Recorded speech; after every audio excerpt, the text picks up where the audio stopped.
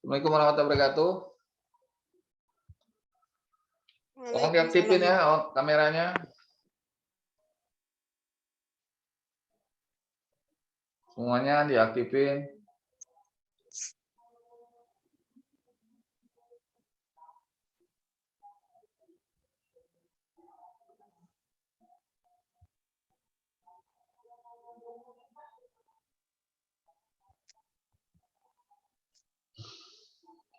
Yang lainnya juga ya, on cam, semuanya on cam.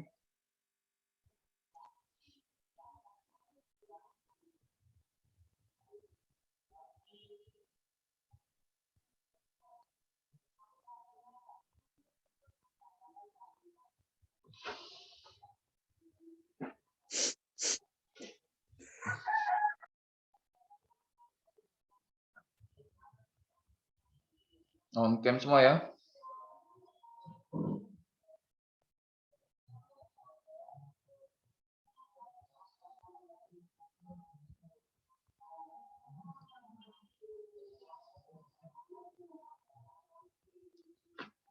Saat mulai materi ya langsung ini ya, langsung on cam semua ya.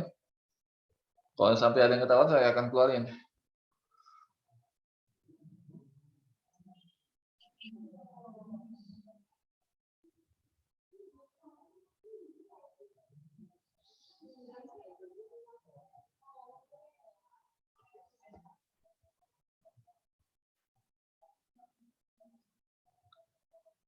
Mana yang lain nih?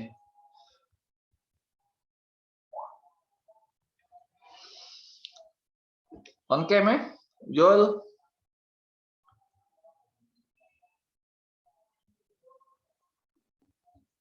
Kalau ketika saya masuk materi, saya masih melihat belum ada yang on cam. Itu lagi ya. Semuanya.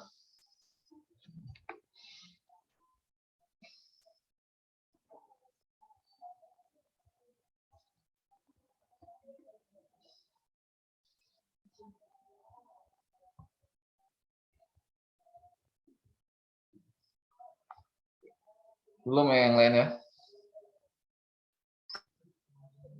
Oke. Kita mulai. Assalamualaikum warahmatullahi wabarakatuh. Waalaikumsalam warahmatullahi wabarakatuh. Harap semuanya di on cam ya, saya nanti mau tanya satu-satu kali ini. Kita hari ini komunikasi politik dan opini publik ya.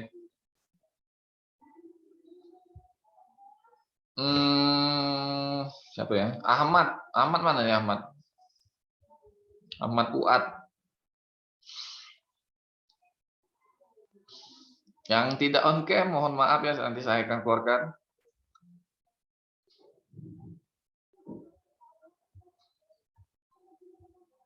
Ahmad Fuad. Mana nih orangnya?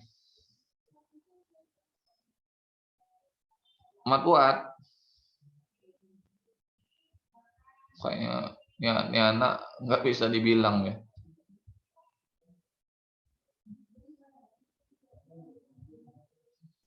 Heri apa Heri? Efek komunikasi Heri?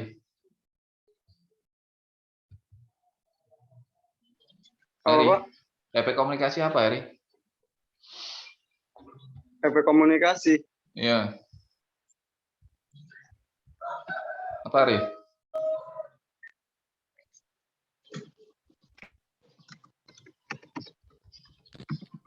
Saya Pak, boleh Pak? Silakan. Efek komunikasi itu efek yang berkaitan dengan pikiran, nalar, atau rasio. Efek komunikasi itu perubahannya terjadi pada diri penerima pesan komunikasi, Pak. Oke, seperti itu ya. Efek komunikasi itu ya ini ya. Berupa atau berkaitan dengan pikiran, nalar, dan rasio. Efek komunikasi ada perubahan yang terjadi pada diri penerima pesan komunikasi. Nah, kalau kalian bisa memberikan pesan yang disampaikan kepada komunikan, mereka akan terdampak atau berubah. Bisa berubah perilaku, sikap, dan sebagainya. Yang ini udah ngerti ya. Kalau jenis efek komunikasi ini ada berapa nih? Tiara. Silakan Tiara. Iya, Pak. Ada berapa Ada jenis tiga, Pak. efek? Ada tiga, Pak. Ada 3. Apa saja? Efek kognitif, efek afektif, dan efek konaktif, Pak. Oke. Ada 3. Rio Damara apa nih kognitif? Rio, konektif apa itu? Rio Damara. Ya, Pak. Konektif itu apa? Efek konektif adalah akibat yang timbul dari efek yang timbul pada diri komunikan yang sifatnya informatif bagi dirinya.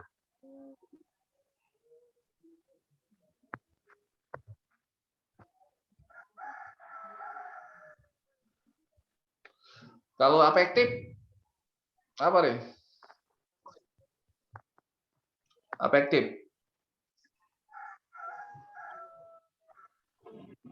Apa? Dwi Sri Apa ya, Pak? Lestari. Dwi Sri Lestari. Dwi Sri Lestari mana nih orangnya? Coba on cam dulu Dwi itu.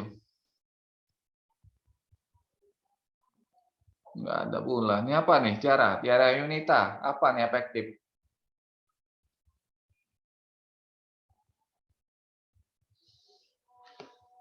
Apa? Eri? Apa Ri? Efektif.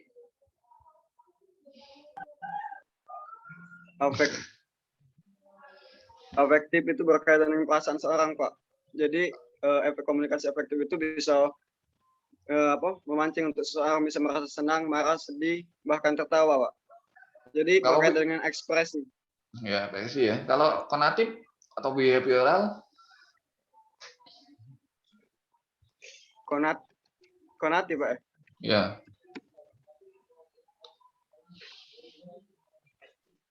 Apa? Kalau efek konaktif itu yang bersifatnya itu informatif, Pak, bagi dirinya. Membahas tentang mana masa depan, membahas bagaimana tentang media massa dapat membantu halayak dalam mempelajari informasi yang bermanfaat dan mengembangkan keterampilan konektif, Pak. Kalau konektif itu ini ya, tentang pengetahuan, gagasan, pikiran, ide. Nah itu sampai enggak tuh pengetahuannya itu kepada penerima pesan. Afektif itu ekspresi ya, atau perasaan. Apakah ada berubah perasaan pendengar atau tidak? Ini ada yang masuk lagi nih. Yang masuk nih kayak ini kan sudah saya keluarin satu nih. Masih masuk lagi. Maaf, Pak, tadi buka dulu, nyuci muka tadi, Pak. Nggak ada alasan.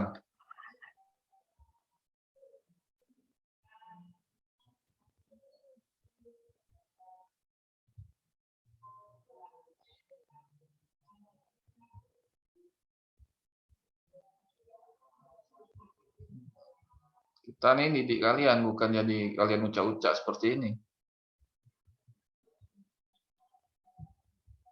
Nggak ada adab namanya dibilang. Mending baik didik orang sedikit dibandingin didik orang banyak kalau nggak ada adab. Oh, perilaku ya, konatif itu perilaku. Jadi perubahan perilaku dari seseorang.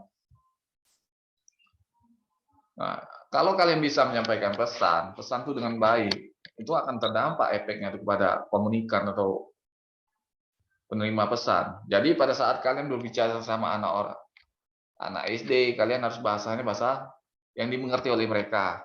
Gitu pun pada saat SMP, anak SMP kalian bicara sesuai kapasitas mereka itu seperti apa, agar mereka bisa memahami lebih mudah. Begitu juga kalian bicara sama anak SMA. Jangan kalian pakai semua pengetahuan yang tidak mereka mengerti. Bahasa S1 atau S2, jangan kalian pakai.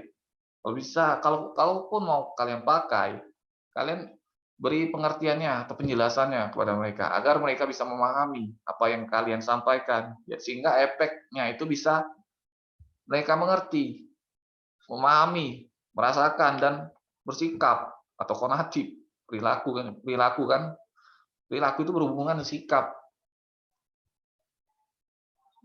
Kurang lebih seperti itu kalau kalian jadi pembicara, baik itu kalian jadi ketua senat, gubernur mahasiswa, dan sebagainya. Bisa nggak kalian jadi seperti ini nanti? Pada saat kalian sempro maupun punya paparan materi, pada saat dikasih dosen tugas, bisa nggak? Bisa Bisa. ya? Kita lanjut.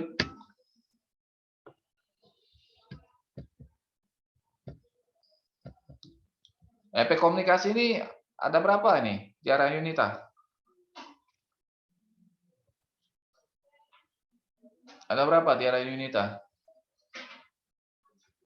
Ada apa saja itu maksudnya? Efek komunikasi politik itu apa sih yang Tiara tahu? Yang pertama tuh tingkat yang mana perilaku komunikatif yang penuh arti dari para aktor politik. Yang kedua itu bagaimana proses politik dari masyarakat demokratis, praktek dan prosedur mereka. Yang ketiga tingkat dampak yang menyangkut kenaikan komunikasi politik. Kurang lebih ini ya, biar tahu ini ya, yang disampaikan oleh siapa tadi? Tiara. Itu perilaku politik pada saat kalian menyampaikan pesan, pidato, baik itu iklan politik atau konferensi, bisa dapat mempengaruhi perilaku dan sikap para pendengar. Perilaku dia yang kayak mana kan? Itu bisa kalian pengaruhi. Apakah perilakunya mengikuti kalian ataukah bersikap mendukung kalian atau menolak? Itu salah satunya ya. Kedua itu bagaimana proses politik masyarakat demokratis. Kalau pesan-pesannya sampai secara signifikan melalui media massa, itu proses politik itu akan tumbuh. Baik itu dari dukungan atau penolakan. Seperti yang kalian demo kemarin kan? Demo kan kemarin? Demo penolakan 3 periode penundaan pemilu.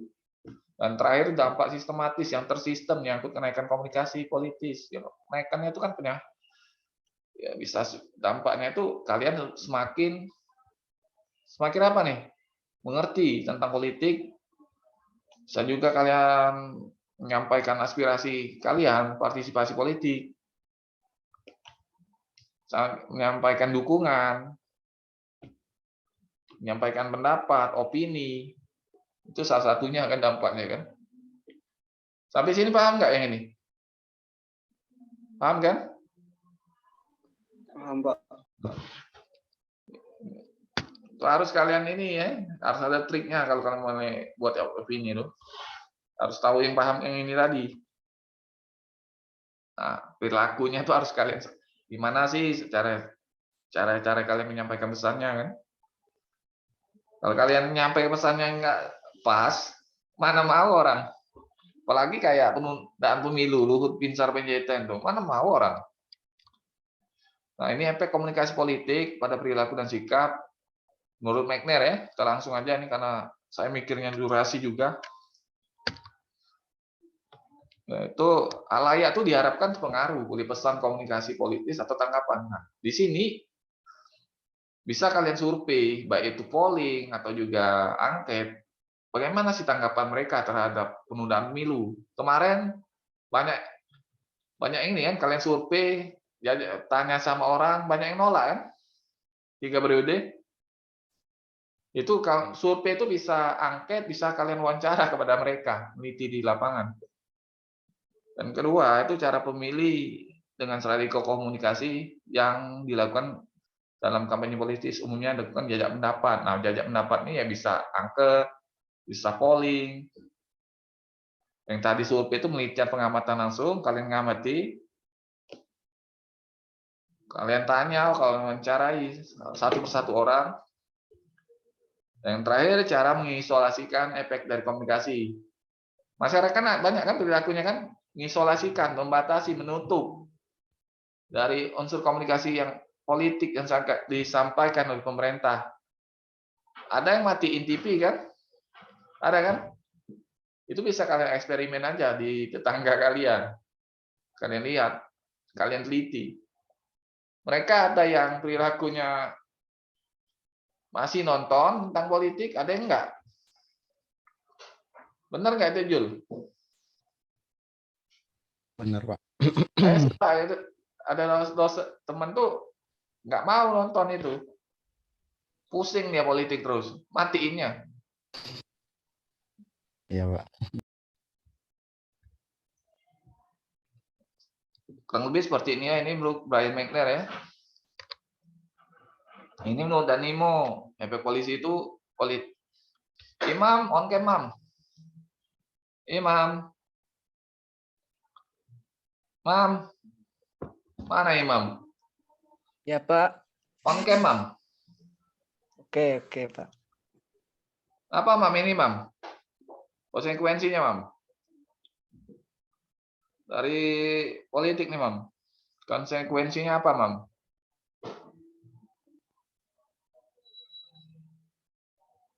Apa, Mam? Imam. Kameranya on cam, Mam.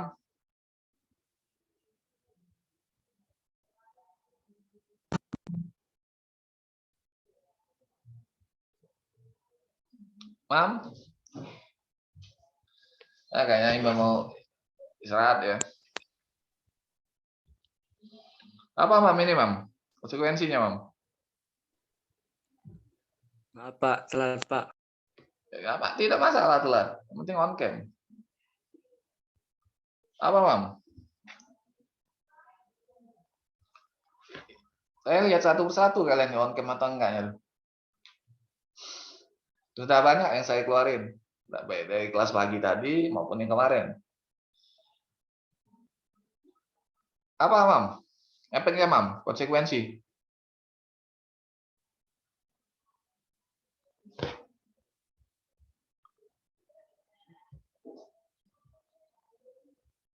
Nah, Rizky ini nggak mau hidup ya, Rizky Dayat ini nggak mau hidup kamera dia.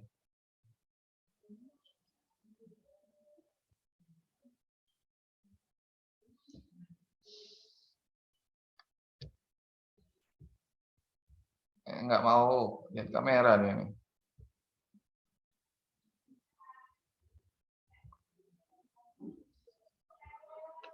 Ini ya konsekuensinya dulu ya. Yaitu sosialisasi politik untuk belajar tentang politik, partisipasi politik untuk tahu seberapa jauh masyarakat berpartisipasi, menyampaikan suara aspirasinya kepada pemerintah, dan terakhir itu efeknya tuh mempengaruhi pemberian suara. Kalau kalian komunikasinya bagus, pengalaman track record kalian bagus, otomatis kalian tuh bisa juga dipilih orang, diberikan suara. Apabila ikatan emosi kalian, track record tuh atau jejak rekam kalian tuh bagus. Kalau jejak rekam kalian bagus ya dipilih orang. Kalau jelek nggak mau orang. Dan terakhir tuh mempengaruhi pejabat dalam pembuatan kebijakan. Nah, itu kan sepertinya salah satu contohnya itu yang ketika kalian demo kemarin. Otomatis kan nggak jadi kan? Dia membuat kebijakan putusan untuk merubah undang-undang atau apa. Karena menolak 3 periode, penundaan pemilu. Jadi nggak dibuat kebijakan itu. Kalau sampai kalian dukung, berubah juga amandemen undang-undang. Sampai sini paham yang ini ya? Paham ya? Nah, esensi efek itu ada berapa nih? Coba Siti ya, Siti Nur Aziza. Siti. Siti.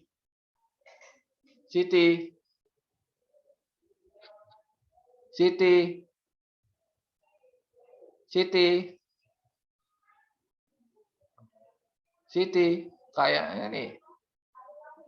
Siti mana nih Siti? Siti Nur Aziza nih. Ini foto atau kamera dia nih? Kayak diem aja nih, kayak orang ngeden ini. Siti. Mana Siti?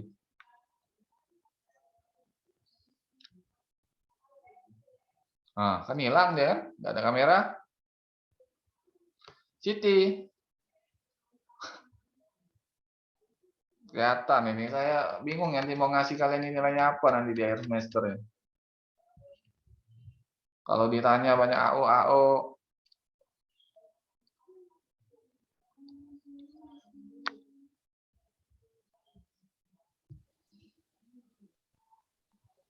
Mam, kenapa Mam? Orang semua saya suruh hari ini. On cam semua. Apa Mam ini Mam? Esensinya Mam?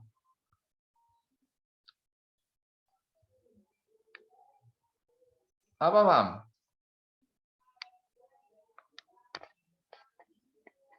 Aduh. Yang pertama Pak boleh Pak, komunikasi sebagai proses transaksional, yang kedua komunikasi sebagai proses, yang ketiga komponen komunikasi saling berkaitan, yang keempat komunikator bertindak sebagai suatu Ya, Imam kesatuan. ini Pak. mau ini ya. Mau ini. Istirahat lah Mam. Kalau terang nggak niat Imam ini ya.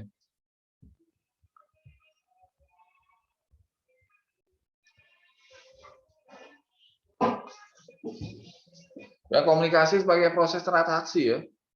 Transaksi itu misalnya kalian jadi anggota dewan ya, nyalon, proses transaksionalnya itu kalian menawarkan program kerja sebagai calon, baik itu anggota dewan maupun kepala daerah kan. Kalian tawarkan kepada masyarakat, yang belinya kan masyarakat kan. Itu proses transaksinya. Kalau komunikasi sebagai proses itu maksudnya itu komunikasi merupakan suatu proses atau kegiatan. Contohnya pemilihan kan, pemilihan apa nih? Pemilihan umum. Itu kan proses dari kegiatan komunikasi politik. Yang rutinitas kan, tiap berapa tahun kan? Nah, kalau yang komponen Pak. saling berkaitan, komunikasi saling berkaitan, kalau nggak ada komunikator, nggak ada pesan, nggak ada penerima pesan, nggak akan apa nih? Sampai efeknya, feedbacknya. Nah, komunikator bertindak sebagai suatu kesatuan, maksudnya penyampaian pesan yang dilakukan komunikator itu tidak sebatas ini ya, sebatas apa nih menurut kalian?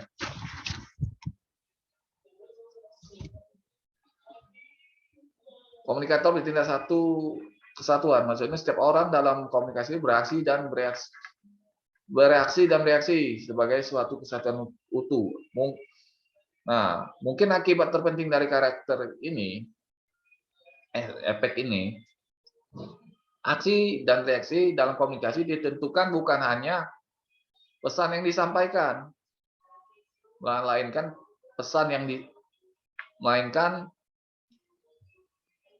melainkan juga oleh cara menafsirkan pesan yang disampaikan. Jadi kalau penyampaian pesannya bagus dan mudah dimengerti oleh penerima pesan, jadi satu kesatuan. Contohnya misalnya reaksi sebuah partai atau kandidat politik atau kepala daerah ya, tidak hanya bergantung pada pesan yang disampaikan melalui media massa, tetapi semua yang ada pada pengalaman masa lalu, track record atau jejak rekam, emosi, pengetahuan, harapan ini akan menjadikan hal yang penting. Hal yang penting yang bisa menjadi satu kesatuan yang bisa apa nih? Dipilih oleh masyarakat, komunikator itu. Kalau satu kesatuannya nggak ada, nggak utuh, dia jelasin penyampaian pesan, orang nggak akan milih kan? Makanya komunikator harus bertindak sebagai suatu kesatuan yang utuh. Baik dia menyampaikan aksi maupun reaksi, maupun dari penyampaian pesan politik ya, baik itu media massa, cara menyampaikan pesan itu harus dimengerti oleh komunikan di sini masyarakat. Nah, itu harus kalian sampaikan. Kalau mereka nggak ngerti apa yang kalian sampaikan, tindakan kalian sebagai suatu kesatuan itu nggak nyambung. Sehingga komunikator bertindak sebagai suatu pesan itu bagaimana cara kalian bereaksi dan bersikap atau bereaksi dan bereaksi terhadap apa yang kalian sampaikan kepada masyarakat. Bisa nggak kalian seperti ini? Menyampaikan pesan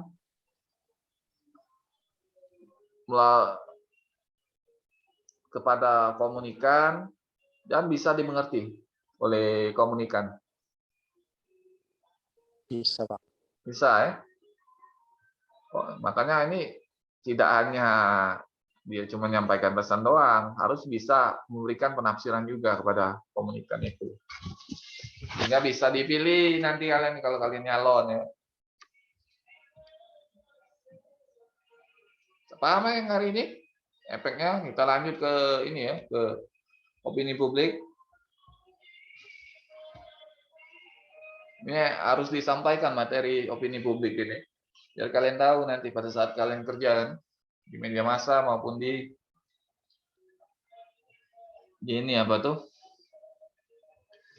Di dalam politik.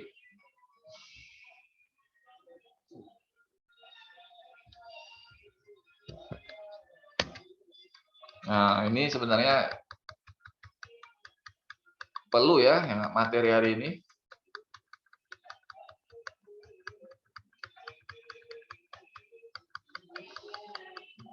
Ini sudah saya upload di e-learning ya.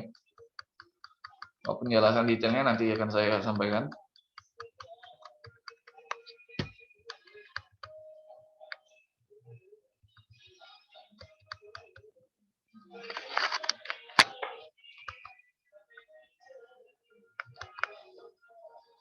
Kalau publik udah tahu kan, rata-rata udah tahu kan? Publik rata-rata udah tahu Iya, kan? Pak. Iya, Pak. Yaitu masyarakat ya, negara, bangsa, umum atau kelompok ya, kelompok umum. Nah, kalau publik dalam suatu instansi itu dibagi dua ya. Tahu nggak kalian? Dua atau enggak? Tahu, Pak. Dua ya. Dua, Pak. Publik internal, eksternal. Yang internal yang kayak mana nih?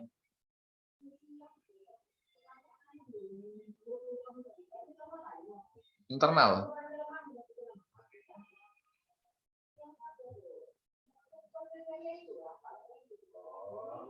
Internal tuh yang dalam organisasi, eksternal tuh yang di luar ya, luar organisasi. Jenis publik ini dibagi berapa, Jul? Berapa, Jul? Jenis publik nih. Dibagi berapa, Jul?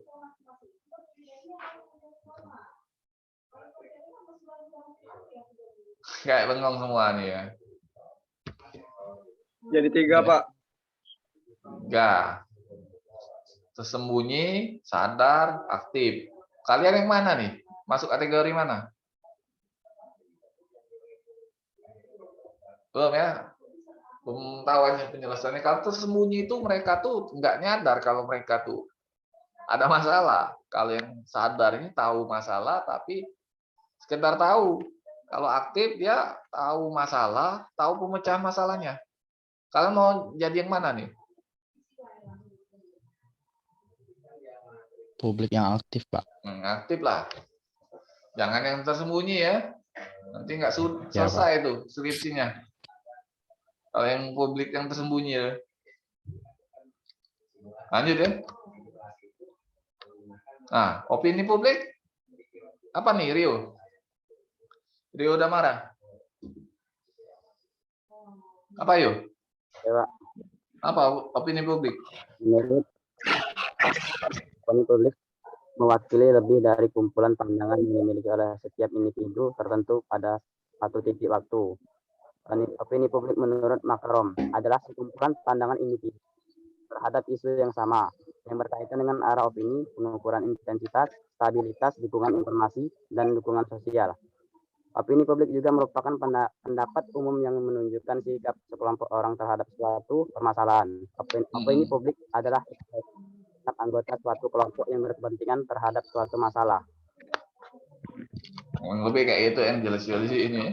Di Rio Damara dia mau opini publik mewakili kumpulan pandangan yang dimiliki oleh setiap individu, kumpulan pandangan individu terhadap isu yang sama, yang berkaitan dengan arah opini, pengukuran intensitas, stabilitas, dukungan informasional, dan dukungan sosial. Opini publik merupakan pendapat umum yang menunjukkan sikap sekelompok orang terhadap suatu permasalahan. Opini publik adalah ekspresi segenap suatu kelompok yang berpentingan terhadap suatu masalah. Intinya itu pendapat umum ya. Biasanya sih disampaikan baik itu sekelompok individu maupun suatu kelompok ya. Yang jelas mempunyai kepentingan terhadap suatu masalah itu. Nah, fungsinya apa nih, Eri Susanto? Iya, Pak. Fungsinya apa, Ri? Fungsi opini. Iya. Fungsi opini publik itu, kalau yang pertama itu memperkuat undang-undang dan peraturan. Karena tanpa dukungan pendapat umum, undang-undang dan peraturan yang dimaksud tidak akan berjalan. Terus? Yang kedua itu ada pendukung masyarakat, dan yang ketiga ada pendukung eksistensi lembaga sosial dan lembaga politik, Pak. Itulah ya, kurang lebih. Ya, kalau ya tujuannya memperkuat undang-undang, peraturan tanpa dukungan pendapat umum, undang-undang dan peraturan dimaksud tidak akan berjalan, ya benar ini. Menurut Bogardus ini, pendukung moral masyarakat. Jadi kalau nggak ada opini, susah juga kalau buat aturan kan, nggak ada opini. Tahu-tahu orang buat opini. Jadi moral pemerintah tuh nggak ada. Kalau dia ada opini dan ada dukungan masyarakat tadi, moral mereka ya cukup bagus. Nah ini pendukung eksistensi lembaga sosial, lembaga politik. Ya, kalau ada opini publik, lembaga sosial dan lembaga politik itu pasti ada yang mengeluarkan statement kan. Jadi eksistensi mereka, keberadaan mereka, eksistensi itu keberadaan. Jadi keberadaan mereka itu akan ada dan ikut berpartisipasi dalam ini ya, dalam kegiatan politik.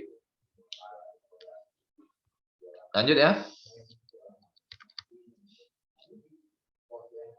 Nah, apa saja prinsip opini? Mayang Sari.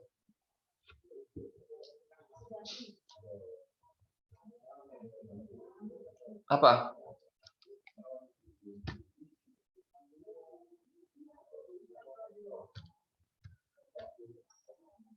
Apa Mayang?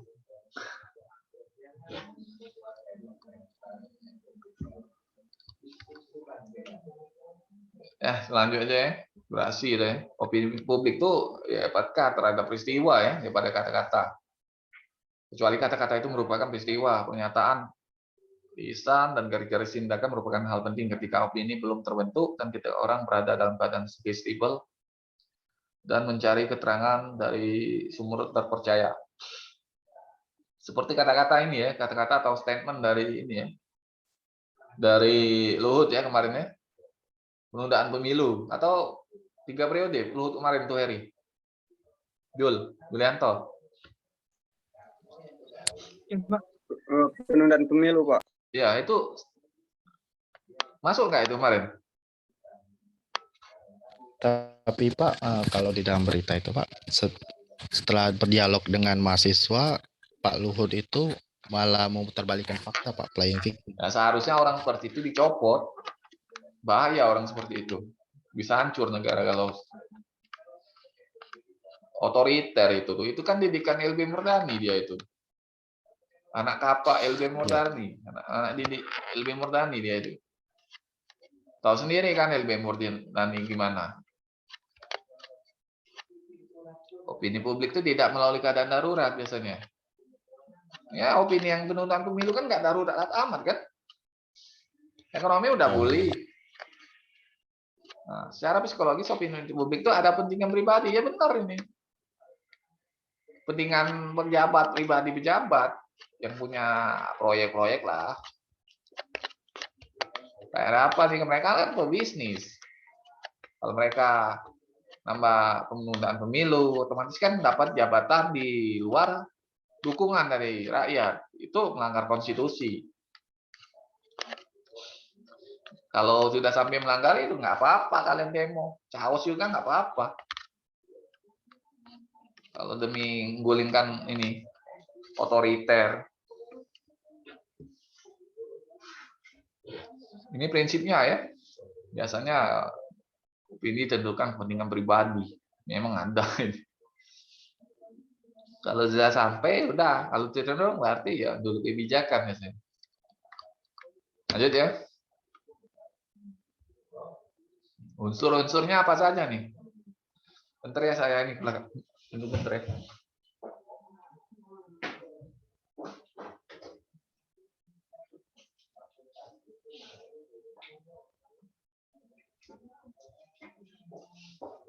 Apa nih? Eri. Apa saja unsur nih? Opini publik, Eri. Yang pertamanya itu adanya pernyataan, Pak. Yang kedua sikap, yang ketiga itu isu-isu sosial. Oke. Ya ada ya harus ada pernyataan ya, harus ada sikap, harus isu sosial, isu yang sosial itu isu yang terangat yang jadi masalah ya. Kalau nggak ada itu yang nggak bisa opini publik itu terbentuk. Harus 3 satuan ini ya. Kita lanjut ya. Menurut Nimo ada berapa menentukan opini publik itu? Itu Julianto. Ada 4, Pak. Apa saja? Pertikaiannya mempunyai potensi menjadi isu, kepemimpinan politik, presentasi personal dan pertimbangan sosial, kesediaan mengungkapkan opini pribadi di depan umum. Ya kurang lebih ya 4 ya. Ya kan isu yang berkembang ya biasanya, potensi pertikaian, biasanya konflik pribadi ini biasanya. Pribadi yang menjurus jadi konflik ini ya. Jadi apa tuh? Jadi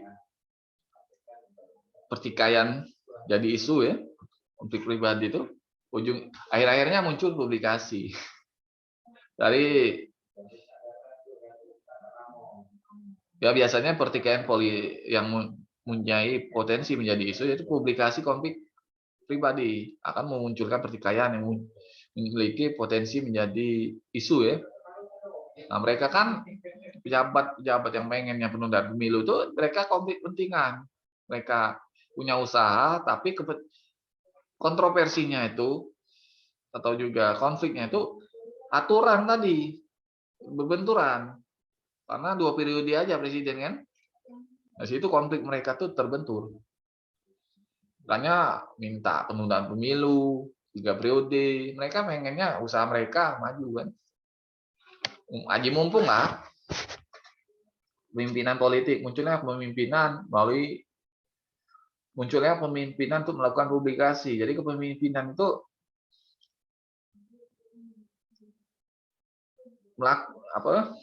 kepemimpinan seperti itu dapat dilakukan oleh suatu pihak yang terlibat dalam isu yang beredar. Nah, kepemimpinan yang terlibat dalam isu beredar itu seperti Luhut ya kemarin kan, Luhut Binsar Panjaitan. Dia mengeluarkan isu yang berkembang, big data katanya kemarin kan. Penundaan pemilu, masyarakat banyak yang ini katanya berapa persen. Giliran mau dibuka nggak mau. Orang itu otoriter banget ya, udah tua, mikirinnya kekuasaan mulu sih. Harusnya bersikap bijak lah dia tuh jadi menteri di saat rakyat sedang susah. Seharusnya dicopot menteri seperti itu, atau juga dia sebagai negarawan. Kalau dia sebagai negarawan dia pasti mundur. Kalau dia nggak negarawan pasti haus kekuasaan dia, nggak mau mundur. Interpretasi personal dan pertimbangan sosial itu interpretasi sosial personal itu memberikan gambaran tentang opini yang ada, tindakan yang mungkin dilakukan oleh orang lain dan dapat terima oleh individu. Itu biasanya memberikan gambaran penafsiran dan pertimbangan-pertimbangan, memberikan gambaran opini apakah orang lain itu menerima atau menolak. Dan terakhir, itu kesediaan mengungkapkan opini pribadi di depan umum. Nah, mengungkapkan opini pribadi di depan umum itu bisa melalui artikel di koran maupun di TV, melakukan ini ya, menyampaikan pendapat di TV maupun menyampaikan pendapat di koran. Kalau di koran biasa artikel atau opini ya, pojok opini atau tajuk rencana dan pojok opini biasanya. Nah di situ perlu ya, sangat perlu itu kesediaannya tuh. Kesediaan memerlukan opini di depan umum. Ada nggak yang seperti itu? Orang menyampaikan opini pribadi jadi pendapat umum. Ada ya? Ada pengamat biasanya, pengamat, akademisi biasanya menyampaikan opini pribadi di depan umum, baik itu di koran maupun di media massa. Oh, ini menurut Mimo ya, lanjut ya. Nah, menurut Mimo ini tahapan karakteristik opini itu apa saja itu? Itu Bella Angelia. Bella Angelia. On cam Bella. Bella. Ini agak mahasiswa yang tipe-tipe mahasiswa. Gimana ini antara niat atau tidak kuliah nih? Aduh, ini mau jadi apa nih bocah?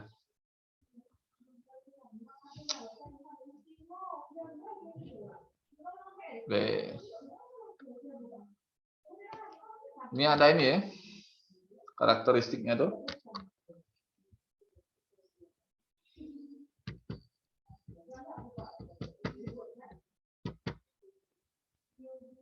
Harus ada isi ya. Itu harus ada isi, mempunyai arah, intensitas volume penyebaran opini dan konflik dan kontroversi. Itu karakteristiknya. Biasanya punya isi ya. Punya isi, opini publik itu pasti punya isi.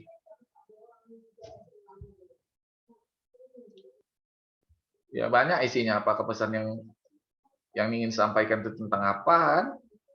Misalnya yang mahasiswa, mereka menyampaikan penolakan kan, opini mereka, penolakan terhadap pemilu, penundaan pemilu dan 3 periode. Punya arah ya pastilah, nggak mungkin lah opini publik itu nggak ada arah. Kalau yang kayak penundaan pemilu itu pasti arah tujuannya kekuasaan atau juga untuk kepentingan ya, kepentingan politik, kepentingan bisnis. Intensitas volume itu bagaimana penyebaran opini itu sampai ke masyarakat, tersentuh nggak masyarakat itu secara langsung atau enggak. Contohnya minyak goreng, opini publiknya kemarin rangkaan kan, rangkaan minyak goreng, tersentuh nggak itu Ri? Intensitasnya berulang kali oleh media, tersentuh kan? Mahal kan tanggapan masyarakat kan? Susah kan? Yang terakhir itu konflik dan kontroversi. Ya biasanya sih kontroversi ya. Kontroversi itu dari permulaan pembentukan opininya biasanya. Kalau sudah publikasi biasanya ada kontroversi, macam minyak goreng. Itu ada kontroversi. Ada konfliknya itu kan, konflik kepentingan. Orang yang punya kepentingan tuh ya pebisnis ya, khususnya kelapa sawit ya. Kelapa sawit. Pengusaha kelapa sawit ya. Kontroversinya di lapangan itu ya ini ya.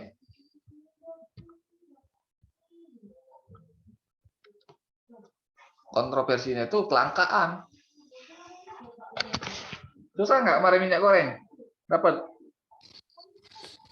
Susah kalau untuk Susah, sekarang ya? sudah mudah, Pak. Susah, mahal juga. Nggak tahu, nggak bisa mimpin rejim ini sebenarnya. Nggak jelas arah tujuannya. Apalagi kayak perang Rusia Ukraina itu. Tujuannya nggak tahu mau kemana. Natuna nggak ini. Kita nggak jelas juga berpolitiknya negara ini, pemimpin kita ini. Lanjut ya. Pengelolaan opini ini ada ini ya langkahnya, harus pertama kalian harus tahu tujuan gerakannya, harus punya data, harus penggalian masalah. Itu harus ini kalian punya tujuan kalau kalian buat opini, harus punya data, harus pengalihan masalah. Ini harus kalian kuasai ya pada saat kalian menulis opini. Jadi ya nggak asal kalian tulis. Jadi kalau kalian mengeluarkan statement atau pernyataan di depan umum, opini-opini yang kalian sampaikan itu jelas dan bisa kalian sampaikan dan bisa kalian gali masalahnya dan bisa kalian pecahkan masalahnya. Yang ini tahu ya sudah ya, Jul ya? Yang lain paham ya yang ini ya? Angkanya seperti ini kurang lebih. Mengelolanya harus ada tujuan, gerakannya itu untuk apa sih? Apa untuk kepentingan pribadi, kelompok, atau harus punya data dan fakta pengalihan masalah ya. Bagaimana proses terbentuknya opini? Coba sih ini. Siti Nur Aziza. Siti. Ya, Pak. Apa nih Jadi ada proses? Apa saja? pertama kejadian tahu informasi, yang kedua dikaji sesuai background, yang Terus? ketiga opini, dan keempat opini publik. Ya harus ada kejadian informasi ya. Atau isu ya. Ya kalau nggak ada isu atau kejadian atau peristiwa atau fakta di lapangannya juga kan. Kejadian itu harus ada faktanya juga. Di lapangannya kalau nggak ada ya susah juga. Dikaji sesuai background atau latar belakang masalah, opini harus ada opini entah itu opini pribadi atau kelompok ya. Dan terakhir baru opini publik, kurang lebih seperti itu. Nah, inilah proses terbentuknya opini publik menurut Abelson. Kalau udah ada kayak gini, udah jadi prosesnya tuh. Dan.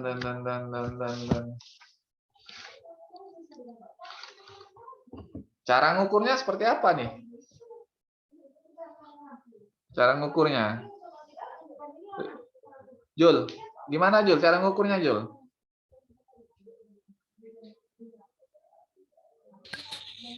Ya, ada 4 Pak. Ada paling, yang kedua itu attitude,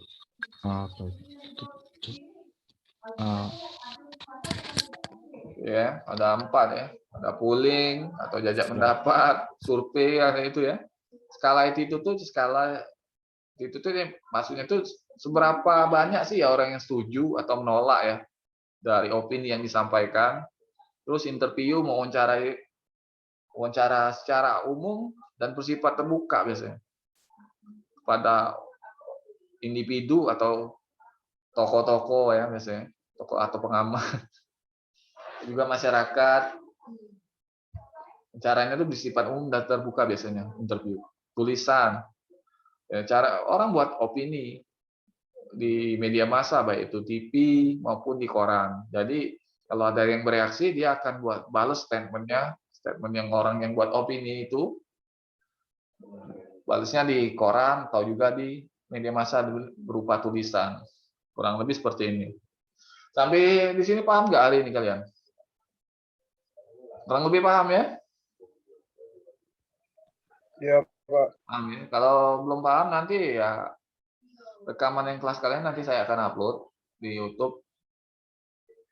Ya belajarlah ya serius-serius, kalian tuh jangan lagi ucap-ucap karena kalian semester 4 ya. Yang main-main lagi kurang-kurangilah kan. Jadi buat tugas tuh diupayakan ada bab 1, bab 2, bab 3, bab 4. Bab 1-nya misalnya kan latar belakang masalah dan rumusan masalah.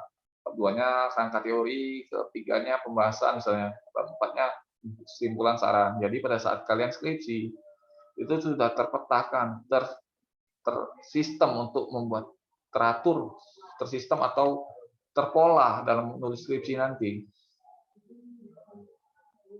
Biar kalian nggak kaget pada saat penulisan mata kuliah metode penelitian sosial, kemudian di penelitian politik maupun skripsi atau sempro. Ya hari ini cukup sampai di sini dulu ya. Kalau nggak ada yang mau tanya, ya kita cukup sampai sini dulu. Ada nggak tanya? Nggak ada, ya udah kita hari ini cukup sampai sini dulu. Innal aidin wal faidin, mohon maaf lahir batin. Habis Lebaran kita insya Allah offline ya. Insya Allah semuanya akan saya offline sampai habis. Untuk yang ini ya, yang puasa, selamat menantikan buka puasa dan selamat Raya Idul Fitri. Mohon maaf lahir batin. Sampai jumpa di pertemuan selanjutnya. Assalamualaikum warahmatullahi wabarakatuh. Waalaikumsalam warahmatullahi wabarakatuh. Terima kasih, Pak. Pak.